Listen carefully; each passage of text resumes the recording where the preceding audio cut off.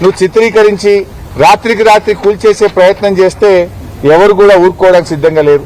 ఇది ఆ దేవాలయ ప్రతిష్టా కార్యక్రమం పెద్ద స్వామీజీ గారు చేశారు. న్యాయమూర్తులు కూడా అందరు ఇక్కడ మనం కనబడతా ఉన్నారు. ఇక్కడ వారందరి సమక్షంలో ఈ కార్యక్రమం జరిగింది. ఇంకోటి ల్యాండ్ లేక కాదు కదా, భూమి లేక కాదు కదా. ఎందుకు పగబడుతున్నావు? దేవాలయం ఎందుకు పగబడుతున్నావు? కూల్చుడు నీకు రోజు ఒకటి కూలిస్తే తప్ప నిద్ర పట్టదు అయింది, తిన్నది అరగదు అయింది రేవంత్ రెడ్డి. నీకు ఇల్లు కూలిస్తే పేదలు రోడ్డు మీద పడితే నీకు కంటి మీద నిద్ర పడుతుందా? నిన్న ఖమ్మంలో కూలిస్తే ఈ బతుకులు 800 మంది జీవితాలు రోడ్డు మీద తెచ్చిన ఇవాళ మళ్ళీ గూడెం పడబడ్డావు. పొద్దుగా లేస్తే కూలగొట్టుడేనా? ఇది ఇన్ఫర్మేషన్ యాక్ట్ లో నేను అడిగింది. నీ అల్లునికి కట్టబెట్టిన కాగితం ఇది.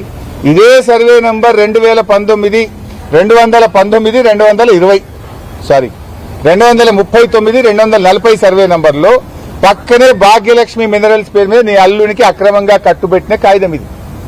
ఇది నేను నోటి మాట చెప్తలేను, ఆధారాలతో సహా చెప్తున్నా. పక్కన 17 ఎకరాల భూమి, రోడ్ అవతల 17 ఎకరాలు ఉంటుంది. నువ్వు రోడ్డు అవతలకి 2 ఎకరాలు ఎందుకు ఉంచుకుంటున్నావు? ఎందుకు ఈ శారదాపీఠం మీద పగబట్టినావు? ఎందుకు దేవాలయాల మీద పగబట్టినావు? ఇదే దొరికిందా? ఆ పక్కన 17 ఎకరాలను తీసుకో. ఇది కూడా అక్రమ మైనింగ్. యాక్చువల్ గా హెచ్ఎండిఏ రూల్స్ కు విరుద్ధంగా నువ్వు ORR కు కిలోమీటర్ దూరంలో నీ అల్లునికి ఇంత పెద్ద గుట్టలు అప్పచెప్పి కోట్లాది రూపాయల ప్రజాధనం కొల్లగొడతా ఉన్నారు. ఓపెన్ యాక్షన్ పెట్టొచ్చు కదా. ఏ రకంగా నామినేషన్ బేసిస్ లో నీ అల్లునికి 17 ఎకరాలు కట్టబెట్టినావు?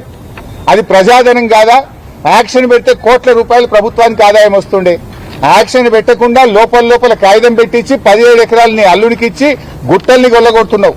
ఆ గుట్టలను కంకర చేసి నీ అల్లుడికి చుట్టూ కట్టి అన్ని రియల్ ఎస్టేట్ కంపెనీలు అల్లుని దగ్గరనే కంకర కొనాలని, లేకపోతే నీకు అనుమతులు రావని అక్రమ క్రషర్ పెట్టిస్తావు, అల్లుని కంకర అమ్మిపిస్తావు. ఇదా నువ్వు చేసేది? నీ అల్లుడి మనుషులు. ఇది ప్రభుత్వం, నేను సమాచార హక్కు చట్టం కింద నేను అడుగుతూ ఇచ్చిన సమాధానం. ఇది ప్రజల ముందు పెడుతున్నా. దీనికి సమాధానం చెప్పు. క్యాన్సిల్ చేయి, అక్రమ క్రషర్ ను క్యాన్సిల్ చేయి. ఇప్పుడు ఆల్రెడీ అక్కడ క్రషర్ పెట్టిండ్రు, ఆ మిక్సర్స్ దాన్ని ఏమంటారు, రెడీ మిక్స్ ప్లాంట్లు కూడా పెట్టింది. దానిలో 2 పెట్టిరట, ఇంకా 3 పెట్టారట, 5 మిక్సర్లు పెట్టారట. ఇక రెడీ మిక్సర్లు పెట్టి అల్లుడి వ్యాపారం చేయిస్తావు. నీ అల్లుడి వ్యాపారం కోసం దేవాలయం కూలుస్తావా? నీ అల్లుడి కోసం పీఠాన్ని కూలుస్తావా? ఇదేం పద్ధతి అని నేను అడుగుతా ఉన్నా. తక్షణమే ఈ శారదా పీఠాన్ని, అమ్మవారి దేవాలయాన్ని కూల్చే ఆలోచన మానుకోండి. పొయ్యేగాలం దాపరిస్తే గిట్లాంటి ఆలోచనలు పుడతాయి. నీకేదో పొయ్యేగాలం దగ్గర పడ్డట్టుంది, అందుకే దేవుని తెరువు వస్తున్నావు. దేవుని తెరువు వచ్చినోడు ఎవడు దక్కడు. ఆ శాపం తగులుతుంది నీకు.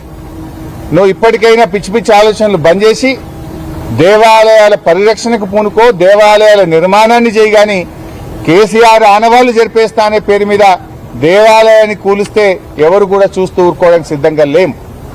నీకు అంతా వాటర్ వర్క్స్ నిర్మాణమే చేయాలనుకుంటే పక్కన అల్లుడి భూమి ఉన్న తీసుకో. నీ అల్లునికి అక్రమంగా కట్టబెట్టిన భూమి తీసుకో. ఆడ HMWS వాటర్ వర్క్స్ నిర్మాణం చేయాలని చెప్పి కోరుతూ ఈ ఆలోచన విరమించుకోవాలని, మరి శ్రీధర్ బాబు గారు చొరవ చూపాలని నేను ఆయన ప్రత్యేకంగా డిమాండ్ చేస్తా ఉన్నా.